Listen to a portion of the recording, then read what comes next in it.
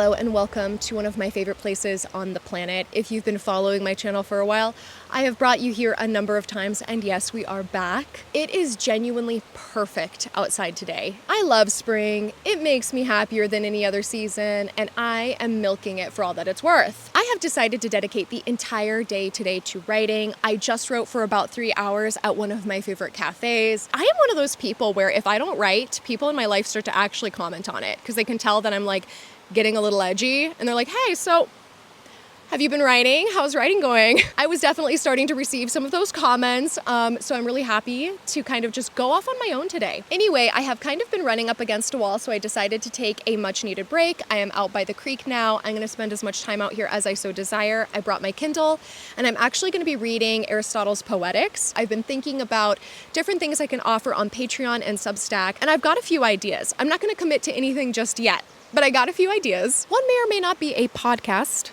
The other may or may not be something that I'm calling tentatively Author Self-Study Club, in which we study more advanced craft-related topics and concepts. I've also been kicking around the idea of additional exclusive videos. I think that that's probably the most likely to happen first. So let me know what you think. I would really love to create a safe space in which writers of all walks of life, of all levels, are able to connect and ask questions and learn and level up their writing skills. And we're all following the same curriculum. I just think that that would be so much more fun than studying these things all by myself, which is what I'm currently doing. So let me know if you're interested in those things. For now, I'm gonna start reading. I'm gonna relax, and I will touch base with you all later. And I already feel so much better.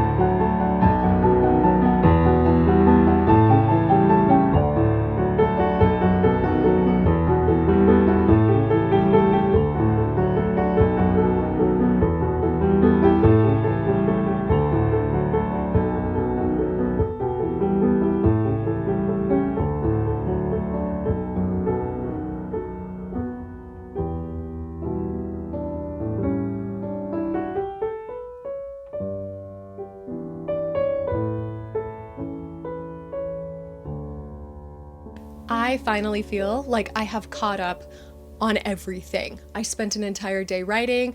I clocked several thousand words yesterday. This morning, I clocked another 700-ish thousand words, and I'm hoping for more. So we will be writing some more today, and actually I think I'm gonna start writing after this. I did make myself my favorite blueberry latte, which is something I tend to only make in the spring and summer. You can't really tell that there's any blueberry. I mixed it in, but it is delicious. Did you just see how I bonked my tooth with a straw? You may have noticed that I have a chip in one of my front teeth. That is because of a metal straw. I was drinking a green smoothie while driving, don't recommend, hit a bump, chipped my tooth. I went to the dentist to see if they would be able to like polish it off, and they told me no.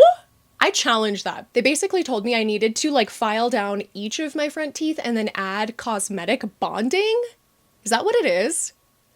I just didn't. Whatever. So now I've been wandering around with a chipped tooth for like 3 years.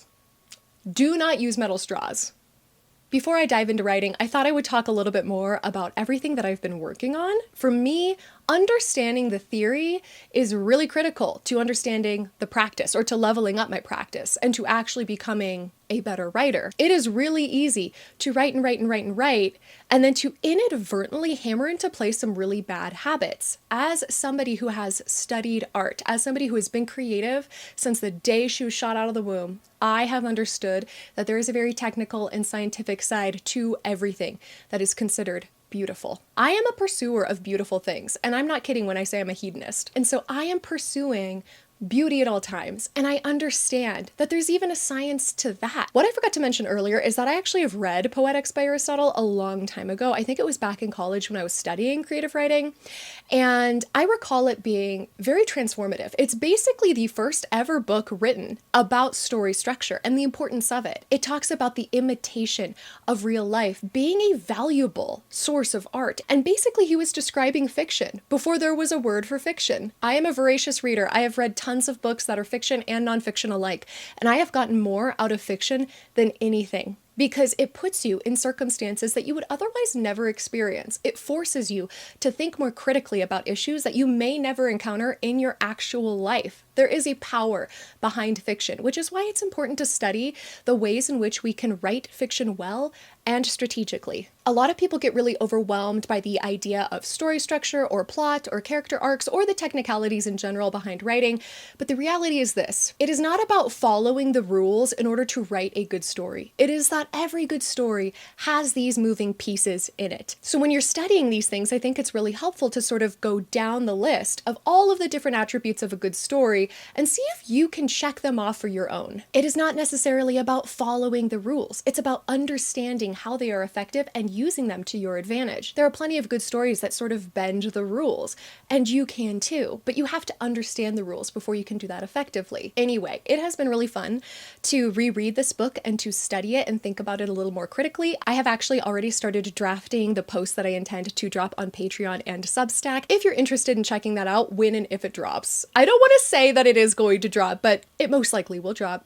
Then you can check the links out below for my Substack and Patreon. Currently about 90% of everything that I post is free, so definitely check that out. Anyway, let's go ahead and talk a little bit more about Project Godspell. In studying and reading Poetics, I've been thinking a lot about where Project Godspell stands in the way of story. If there's one bit of advice that I wish I could have told myself as a younger writer, it would have been categorize your story as much as you can, as early as you can. You can still have room to change and to grow and to even course correct, but it is good to just keep it at the forefront of your mind. The more that I look at Project Godspell, the more that I am realizing it is indeed a grimdark fantasy. Basically, grimdark fantasy is a fantasy in which the world is incredibly cynical, nihilistic, corrupt. It's populated by a cast of morally gray characters, and the entire idea behind truth or righteousness is subjective. The very opposite of grimdark is actually called Noblebright, and the very paragon of Noblebright is the Lord of the Rings. Another distinct feature of Grimdark that doesn't exist in Noblebright is this concept of the power of the individual. In a Grimdark, it feels as if everybody is powerless and there is nothing that anybody can do to actually change anything, which I think plays into the nihilism of Grimdark. Noblebright is the very opposite. It is the power of the individual. It is the importance of doing the right thing. The thing about Project Godspell and why it is technically a grimdark is because every character is incredibly morally gray. There is a significant romantic subplot, so I do think I could throw dark fantasy in there, dark romance in there, maybe a little bit. But the protagonist and her love interest are not really good people, but they are also victims of this machine. And ultimately, the decisions that they make throughout the book are decisions that I'm pretty sure the reader are going to back. They're going to understand why these characters are doing the things that they are, because they're going to be able to resonate with that sense of powerlessness. If you think about a cornered animal and how volatile they can be, that is kind of the energy that I have imbued this entire world with. Everybody is pretty much at their wits' end. Nobody is having a good time. However, another aspect of Project Godspell is that it is a portal fantasy. What this means is that you can escape this actually horrific existence and go to a different world where everything is beautiful. Ever since I was a young girl, I've had such an affinity for art and beauty and creativity, but also aesthetics. So to write a grimdark fantasy feels so out of character for me, but the portal through which everybody can go and access a completely different world, that is where I really come into play. This other world is beautiful. It used to be a place that everybody could access freely and that nobody governed. And at this point, the Empire has occupied that space, governed it, declared it their own, and they've locked everybody else out. Or so they think. However, if I am to take a step back and look at this text objectively, it is grimdark. It is not Noblebright. I really wanted it to be because I love Lord of the Rings, but it's not. Maybe there's a chance that there's some kind of a twist towards the end. Maybe their character arcs lead in the direction of a Grimbright, a Nobledark. I think that there are literal subgenres of both of these that are like hybridized, so maybe it'll turn into something like that, but I don't know. For now, I do think it's kind of enlightening to realize that this is the kind of fantasy that I'm writing. Project Godspell is technically grimdark, with a little bit of dark romance, which is always fun. On that note, I am feeling very ready to write. I think I'd like to sit down, enjoy the rest of my iced blueberry latte, and get some more words in. We're at a place now where everything in the book is really starting to get exciting.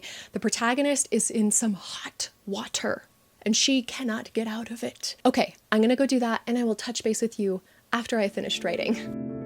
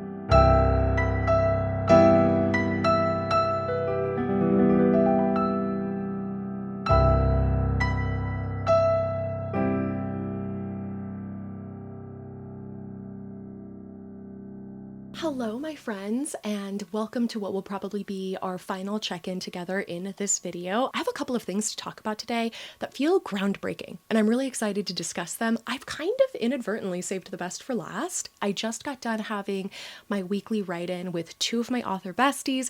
This has genuinely been one of the best things to happen to me as a creative in my entire life. Having this standing appointment every Friday morning where we get together and we talk about our writing goals and we write and we run word sprints, it's just been fantastic. And it has reminded me of how important it is to consistently discuss the creative process with other people. Everybody knows this, so I'm not going to talk about this for an extended period of time, but it is a solitary activity. And not just that, but there isn't anything that people can see, like visually, as proof of your progress.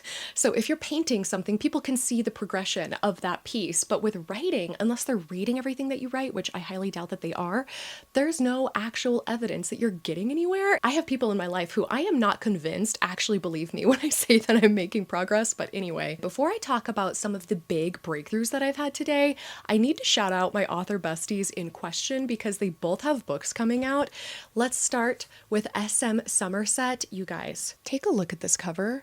This is stunning. I've also had the privilege of working on this book as an editor, and let me tell you, this trilogy is going to destroy you. I was in tears in book 3. I straight up could not get my shit together. I was actually in public too, and I remember being like, I need to leave. You're gonna love this book. It is a high fantasy. It follows a protagonist who's essentially powerless. She doesn't have any special abilities. She doesn't have the upper hand. She is just a civilian stuck in the heart of a very significant war. And I think that if you like politics, if you like high fantasy, if you like a world in which the world building is so spectacular that it feels real, you will love this book. Please add it to your TBR. It is currently on pre-order, and I could not recommend it enough. If you're more of a romantasy person, you probably have seen Of the Stars and Sea. This is a beautiful book that may have cropped up on your Instagram feed at one point in time. This is actually no longer available because this is the indie version of the book. This book was picked up by Penguin Random House and it will be published traditionally in February of next year. You should still absolutely follow Brianna. She has so many exciting books that you can purchase right now. So if you want an immediate fix, you can go to her page and find her other books.